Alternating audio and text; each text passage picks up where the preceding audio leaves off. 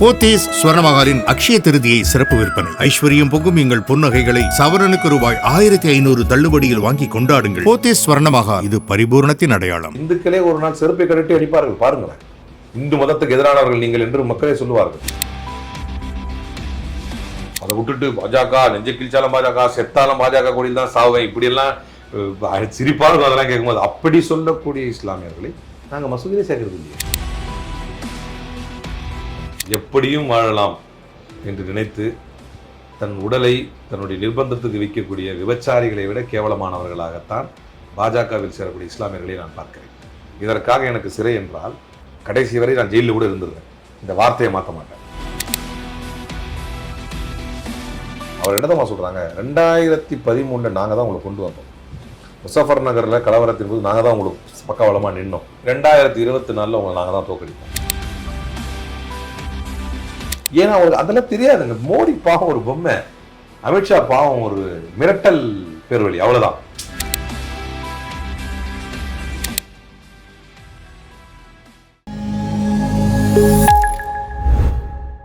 இன்று நம்மோடு இணைந்திருக்கும் அரசியல் பிரபலம் ஹலீம் அல் புகாரி அவர்கள். வணக்கம் சார்.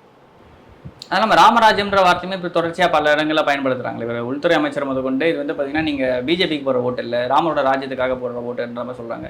தொடர்ச்சியாக என்ன சொல்கிறாங்கன்னா, காங்கிரஸ்க்கு ஓட்டு போட்டிங்கன்னா அவங்களோட எஸ்சி எஸ்டி ஓபிசியோட ரிசர்வேஷன் எல்லாமே முஸ்லீம்ஸ்க்கு போயிடும் அப்படின்ற மாதிரி வார்த்தையை பயன்படுத்துகிறாங்க. இந்த மாதிரியான இதெல்லாம் பிரிவினை ஏற்படுத்துகிற மாதிரி தானே.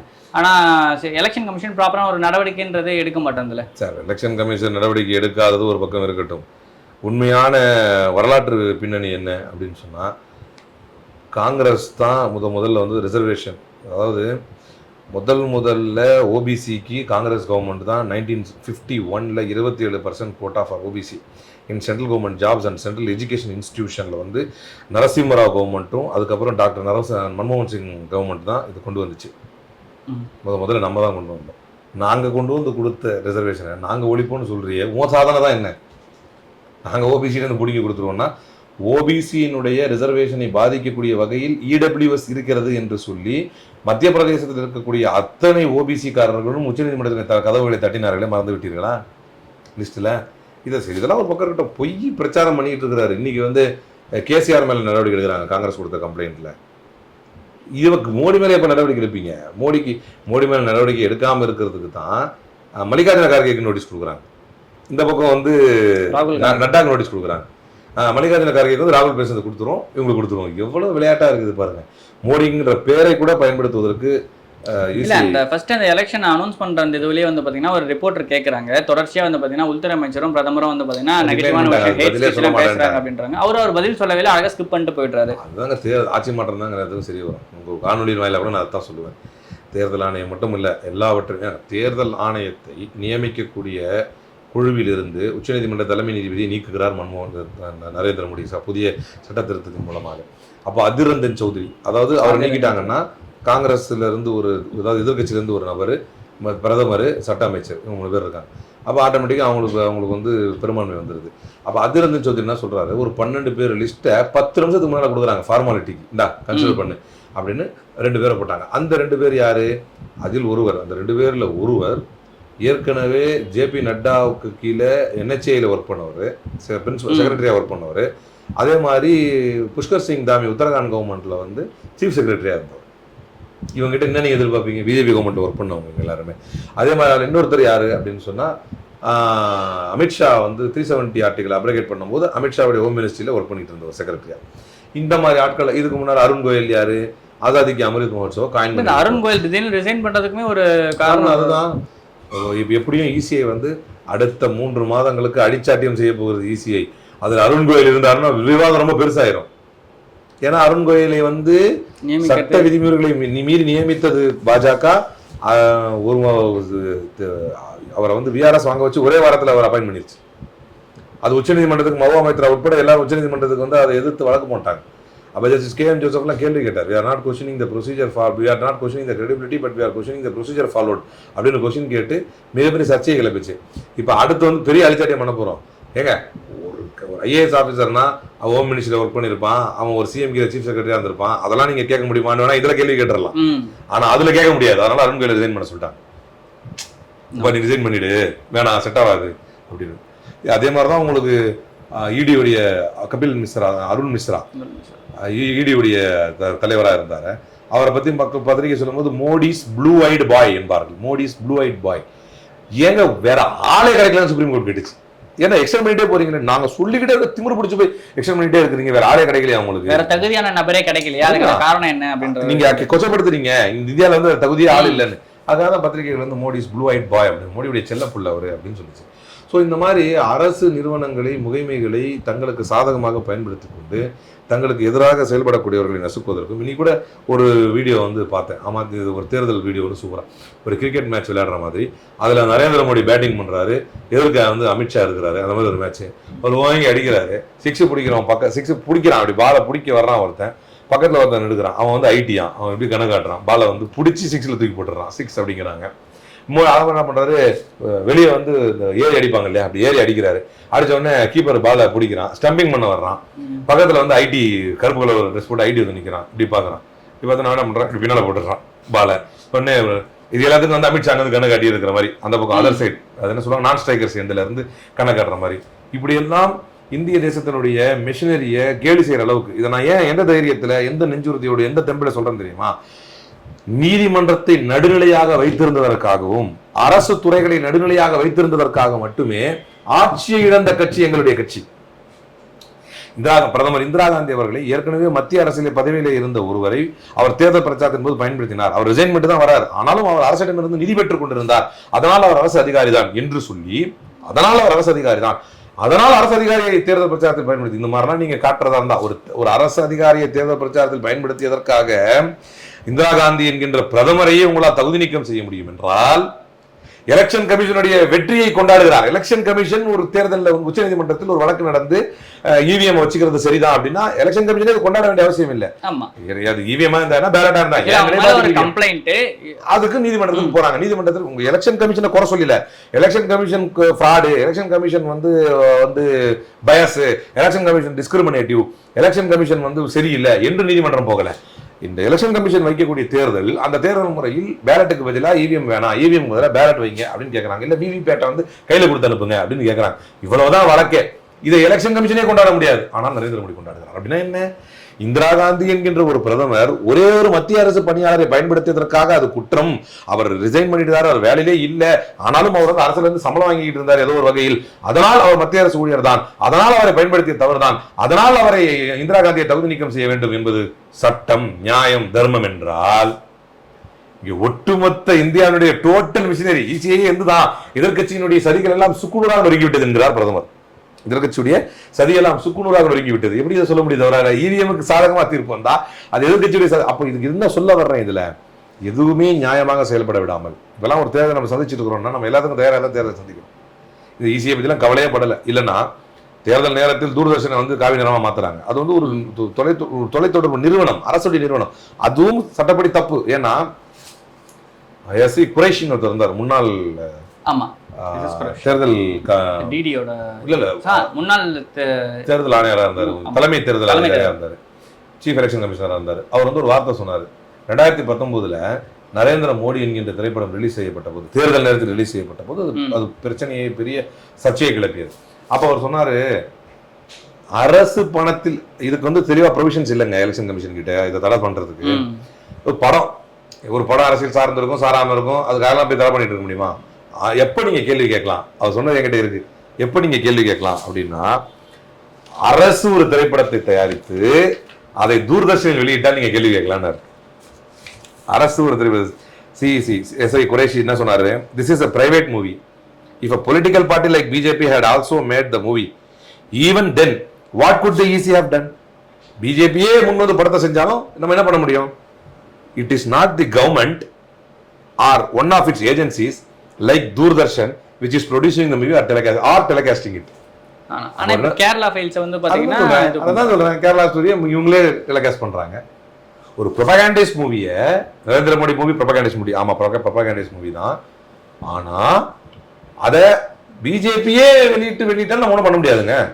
கவர்மெண்ட் ஃபண்ட் பண்ணி வெளியிடுதா, இல்ல கவர்மெண்ட் ஏஜென்சியாக இருக்கக்கூடிய தூர்தர்ஷன் மாதிரியான ஏஜென்சிஸ் வந்து அதை ப்ரொடியூஸ் பண்ணாலோ அல்லது வெளியிட்டாலோ அது தப்புங்க. அன்னைக்கு குறை சொன்னது தப்பு இன்னைக்கு செஞ்சுட்டாங்கல்ல.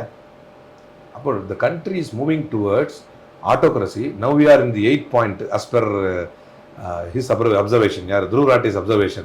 8th point electoral autocracy நிக்கிறோம். Sooner we will be crossing 9th point and we will be attaining the extreme extent that is called full dictatorship. Before that we should wake up. Before that we should shake up. அதற்கு முன்னால் நாம் விழித்துக் கொள்ள வேண்டும், நாம் துடித்து எழுந்திருக்க வேண்டும்.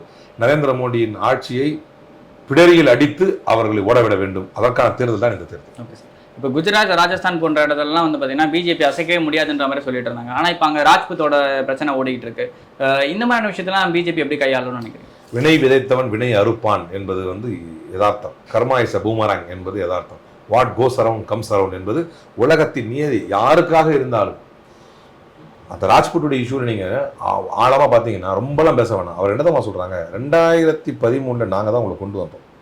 முசஃபர் நகரில் கலவரத்தின் போது நாங்கள் தான் உங்களுக்கு பக்கவளமாக நின்னோம். ஆமாம், பட்டேலுக்கு ஆப்போசிட்டாக பிரச்சனை வந்தப்போமே ராஜ்புட் தான் மோடிக்கு சப்போர்ட் பண்ணிருந்தோம். 2024 உங்களை நாங்கள் தான் தோக்கடிப்போம். வினை விதைத்தவன் வினை அறுப்பான். நீங்கள் எவ்வளோ சொல்கிறீங்க? இந்துக்களே ஒரு நாள் செருப்பை கட்டி அடிப்பார்கள் பாருங்களேன். இந்து மதத்துக்கு எதிரானவர்கள் நீங்கள் என்று மக்களே சொல்லுவார்கள். இப்போ ரீசெண்டாக இவ்வளோ நாள் வந்து இந்த அயோத்தி கோயிலுக்கு வந்து இவங்களை கூப்பிடாம இருந்தாங்க, பிரசிடென்ட்டை புதுசாக பார்லிமெண்ட் திறந்தப்போ கூப்பிடாம இருந்தாங்க. ஆனால் இப்போ அவங்க போய் இந்த இதில் பூஜை பண்ணியிருக்காங்க, சராவி நதியில் பூஜை பண்ணியிருக்காங்க. இந்த மாதிரியான விஷயங்கள்லாம் அரசியலுக்காக இப்போ 4 அன்னைக்கு எலெக்ஷன் வரப்போகுது அந்த வட மாநிலங்களில். இப்போ இதை கூப்பிட்டு பண்ணுறது ஒரு ஒன்றுமே எடுபடாதுங்க. இப்போ கூட சொல்கிறேன் என்னென்னோ, அதாவது பைத்தியம் முடிச்சு போச்சு. எதை தின்னா பித்தம் தெரியும்னு ஓடிக்கிட்டு இருக்கிறாங்க. இவங்களுக்கு தெரிஞ்ச, அதாவது இப்போ மக்கள் பார்க்குறீங்க என்னடா இவங்க சுற்றி இப்போது நீங்கள் பாருங்கள், ஒரு அரசியலுக்காகவாவது எவ்வளோ விஷயங்களை செஞ்சு ஒரு திட்டங்களை அறிவித்து எவ்வளோ செஞ்சுருக்கலாம். அன்றைக்கி கூட நான் ஏதோ ஒரு விஷயம் சொன்னேன். இப்போ வந்து இஸ்லாமியருடைய இடஒதுக்கீடு பிரச்சனைகள் வந்தபோது, தேர்தல் நேரத்தில் சிக்கல்கள் வந்தபோது ரொம்ப இலகுவாக வந்து, உதாரணத்துக்கு பிரஜ்வால் ரேவண்ணா இருக்கிறான், ஒரு ஸ்டண்ட்டுக்காகவாவது வேறு வழி இல்லை, நாங்கள் ரொம்ப நேர்மையாக இருக்கணும்னு காட்டுறதுக்கு அடிச்சு பிடிச்சி அவனை அரெஸ்ட் பண்ணி போட்டிங்கன்னா ஒரு பூம் வரப்போம்ல, அதை கூட செய்ய மாட்டாங்க. அரசியல் ஒரு நம்பிக்கை தெரியாதுங்க அவங்களுக்கு. அதெல்லாம் மணிப்பூர் விஷயத்துல சிபிஐ வந்து ஒரு குற்றப்பத்திரிகை. நாங்கள் ஒரே ஒரு விஷயம் சொல்கிறேன், நாங்கள் எங்கள் ஆட்சியில் இருந்த, எங்கள் கூட்டணியில் இருந்த ஆராசா பாவம் குற்றமே செய்யாதவர், அது பூமா வெடிச்ச போது கைது பண்ணோம். அந்த ஆட்சி செய்யும் திறன் எங்களுக்கு இருந்துச்சு. அந்த ஆட்சி செய்யும் திறன் எங்களுக்கு இருக்குது. ரைட்டுங்க, இருக்கட்டும். விஷயம் வந்து நமக்கு அகேன்ஸ்டாக இருக்குது. காரண காரியங்கள், சூழல், சாட்சியங்கள், அரசியல் சூழல் நமக்கு பாதகமாக இருக்குது. கைது மத்திய அமைச்சராக இருந்தவர், மத்திய அமைச்சர், சிட்டிங் எம்பி கனிமொழி கைது பண்ணி உள்ள வைக்கிறோம். சூழல் குற்றமற்றவர் என்று அவர் நெஞ்சுறுதியோடு நிரூபித்து விட்டார். அந்த மாதிரி உங்களுக்கு துளி இல்லையா? கொஞ்சம் கூட இல்லையா? ஏன்னா இருக்காது. மக்கள் பார்க்குறாங்க என்னடா இவன். இப்போ இந்த பிரஜ்வால் ரேவண்ணா அரெஸ்ட் பண்ணி உள்ள வச்சா ஸ்கோர் பண்ணலாம் பிஜேபி சொல்லிட்டா, ஸ்கோர் பண்ண மாட்டாங்க. சரி, ஒரு பிரிட்ஜ் பூஷன் அரெஸ்ட் பண்ணி இப்போதைக்கு உள்ளே வைப்போம், ஸ்கோர் பண்ணலாம் பிஜேபி. ஏன்னா அவங்களுக்கு அதெல்லாம் தெரியாதுங்க. மோடி பாவம் ஒரு பொம்மை, அமித்ஷா பாவம் ஒரு மிரட்டல் பேர்வழி, அவ்வளோதான். மிரட்டல் தூக்க வைக்கணும். அரசியல் என்றால் என்ன, அரசியலை நடத்துவது என்றால் என்ன, அதெல்லாம் காங்கிரஸ் மட்டும் தான் தெரியும். எனவே ஒரு ஓட்டுக்காக, ஒரு தேர்தலுக்காகவாவது இதையெல்லாம் செய்ய வேண்டும் என்கின்ற அடிப்படை அறிவு கூட இல்லாத ஒரு கட்சி தான் பாஜக. அதை இந்த 10 ஆண்டுகள் ஆளவிட்டதே இந்துக்கள் செய்த மிகப்பெரிய தப்பு. எந்த இந்துக்கள்? வடநாட்டில் இந்து மதத்தை இவர்கள் பாதுகாப்பார் என்று நினைத்தார்கள் என் அருமை இந்து சகோதரர்கள். அவர்கள் செய்த தவறு. இங்கெல்லாம் கிடையாது. இங்கே தமிழ்நாட்டில் வந்து 62% Hindus in Tamil Nadu are regularly temple going, but still they are okay with their Muslim neighbours who are regularly beef eaters என்று நியூ இந்தியன் எக்ஸ்பிரஸனுடைய PW யூனிவர்சிட்டிய ஆய்வு முடிவு சொல்கிறது. இந்தியாவிலேயே அதிகம் வாரம் ஒரு முறை கோயிலுக்கு செல்லக்கூடிய இந்துக்களை பெற்ற மாநிலம் தமிழ்நாடு. கோயில்களை பெற்ற மாநிலம் தமிழ்நாடு. நம்ம ரேஷனல் திங்கிங் இருக்கு நம்ம கிட்ட, வேற ரேஷனல். ஸோ இங்கே ஒன்றும் எடுபடாது. நான் சொல்றது இந்த வடநாட்டு அவர்களே கேள்வி கேட்க ஆரம்பிச்சிட்டாங்க. இப்போ வட மாநிலங்கள்லாம் வந்து பார்த்தீங்கன்னா இப்போ ரீசெண்டாக எடுத்து போகிற இந்த பப்ளிக் பைட்ஸுமே வந்து பார்த்தீங்கன்னா முஸ்லீம்ஸ் கிட்ட போயிட்டு எடுத்துட்டு அவங்க மோடி ஓகே தான், மோடி நல்லது தான் பண்ணுறான்ற மாதிரி பப்ளிக் பைட்ஸே எடுத்து போட்டு ஜனங்களுக்கு சர்க்குலேட் பண்ணுறாங்களே. ஆமாம், அதை இது எந்த அளவுக்கு உங்களுக்கு பலன் பெறும்னு நினைக்கிறீங்க? முஸ்லீம் 10 பைசா உங்களை மதிக்கப்படுறீங்க. ஒரு கால் ஒத்த முஸ்லீம் மட்டும் வாங்க மாட்டீங்க. உங்களுக்காக வந்து காசை வாங்கிக்கிட்டு நரம்பு புடைக்க கத்தக்கூடிய ஒரு முஸ்லீம் கட்சியிலே இருந்தால் கூட ஓட்டு போகிற நேரத்துக்கு பிஜேபி போட மாட்டான், தெரியுமா? இப்போ அவன் இருக்கிறது கூட எதுக்காகன்னா, இவன் பவரில் இருக்கலாம், இவன் காலை நக்கினா தான் நம்மளுக்கு ஏதாவது கிடைக்கும். ரீசெண்டாக இப்போ ஒருத்தர் வந்து பார்த்தீங்கன்னா இவருக்கு மோடிக்கு ஆப்போசிட்டாக ஒரு கருத்து தெரிவிச்சிருந்தாரு. அவர் கட்சியை விட்டு நீக்கிறாங்க, உடனே அரெஸ்ட் பண்ணி தூக்கி உள்ளே போடுறாங்க வேற ஒரு கேஸில். ஒரு முஸ்லீம் அவர். இந்த மாதிரியான விஷயங்கள்லாம் பண்ணும்போது ஒரு மாரல் த்ரெட்டே ஏற்படாதுல்ல. சப்போஸ் ஒரு நம்பிக்கை இல்லை ஒரு சரி ஓகே இந்த வாட்டி போடுவோன்ற ஒரு மைண்ட் செட்டில் இருக்கிறவங்க ஒரு மாரல் த்ரெட்டே ஏற்பட்டுரும். அதனால தாங்க சொல்கிறேன், சமீபமாக பாஜகவில் சேர்ந்தவர்கள் யாருமே பாஜகவிலே இருந்து உழைத்து பாஜகவை ஆட்சி கட்டில் அமர வைத்தவர்கள் இல்லை. அதை பாவம் செஞ்சது பூரா RSS காரங்க தான். உயிரை கொடுத்து போராடி வாழ்க்கையை தியாகம் பண்ணி இந்த பாயிண்ட்டை நம்ம டிஸ்கஸ் பண்ணணும். வாழ்க்கையை போராடி அதில் பாவம் அவங்க ரொம்ப தியாகம் பண்ணி தான் பிஜேபி ஆட்சி கொண்டு வந்தாங்க. நல்லது கெட்டது வேற விஷயம், நியாயம் தர்மம் வேற விஷயம். போராடி அவர்கள் வந்து கொண்டு வந்தாங்க. அதில் எந்த முஸ்லீமுடைய பங்களிப்பும் கிடையாது, ஒத்த முஸ்லீம் பங்களிப்பு கிடையாது. நான் ஒத்துக்க மாட்டான்.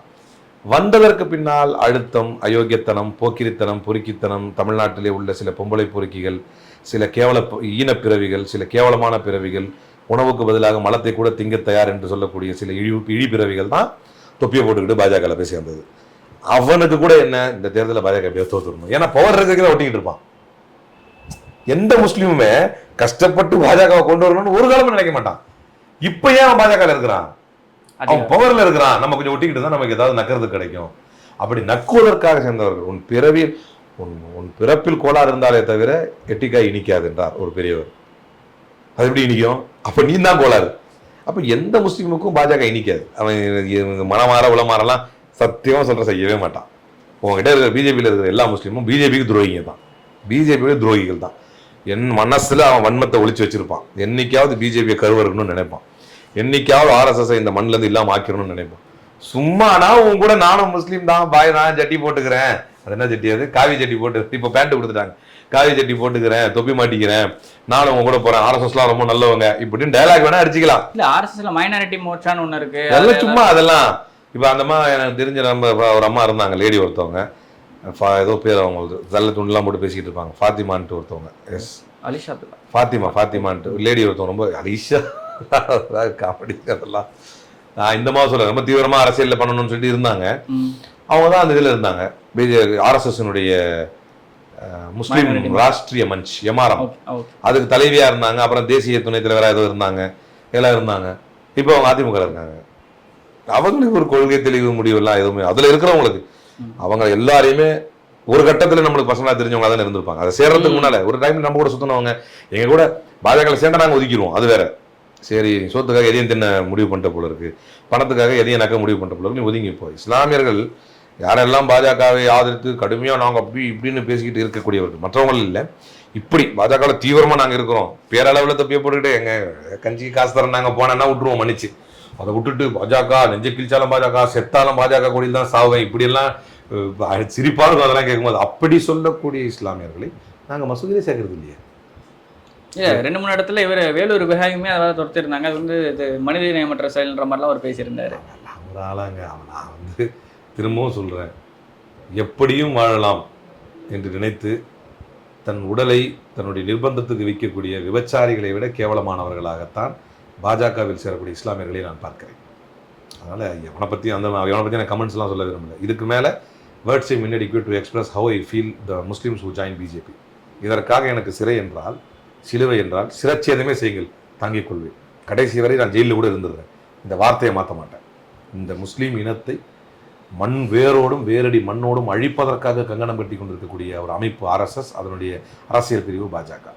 இதை ஒரு இஸ்லாமியன் என்ன காரணம் சொல்லியும் ஆதரிப்பானே. ஆனால் until or unless they change from their stand, அது வேற. இன்னைக்கு சிவசேனா மாதிரி இஸ்லாமியர்களுக்கு பாதுகாப்பு தரக்கூடிய ஒரு கட்சியாக சிஏஏ போன்ற நேரங்களில் முஸ்லீம்களை அழைத்து உத்தவ் தாக்கரே பேசினார். நான் இருக்கிறது ஏங்க கவலைப்படுறீங்க, வராதுங்க, நிம்மதியா இருங்க என்ன. அந்த மாதிரி வந்து தன்னுடைய ஸ்டாண்டை பிஜேபி மாத்தினா அது வேற கதை. பேர் மட்டும் தானே பிஜேபியா இருக்கும், கொள்கை மாறிடும்ல, அது வேற கதை. அது வரைக்கும் கஷ்டத்துக்கு தன்னுடைய உடலை விற்கக்கூடிய விபச்சாரியை விட மட்டமான இழிவான மலம் தின்னும் பிறவிகளாகத்தான் அவர்களை பார்ப்பேன். சார், இவ்வளவு நேரம் உங்களோட பொன்னான கருத்துக்களை எங்களோட பகிர்ந்து நன்றி சார். Thank you sir.